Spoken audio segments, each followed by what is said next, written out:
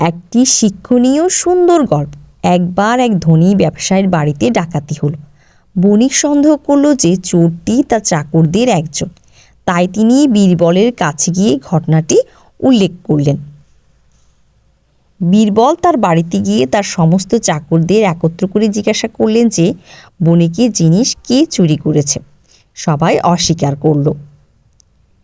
বীরবল এক মুহূর্ত ভাবলেন, তারপর বণিকের সমস্ত চাকরদের সমান লম্বা একটি করে লাঠি দিয়ে বললেন, আসল চোরের লাঠিটা কাল 2 ইঞ্চি লম্বা হয়ে যাবে। আগামীকাল সবাইকে লাঠি নিয়ে উপস্থিত হতে হবে। বণিকের চাকররা পরের দিন আবার একই জায়গায় জড়ো হলো। বীরবল তাদের লাঠি দেখাতে বললেন। একজন চাকরের লাঠি 2 ইঞ্চি ছোট ছিল। বীরবল বললেন, বণিক, এই তোমার চোর।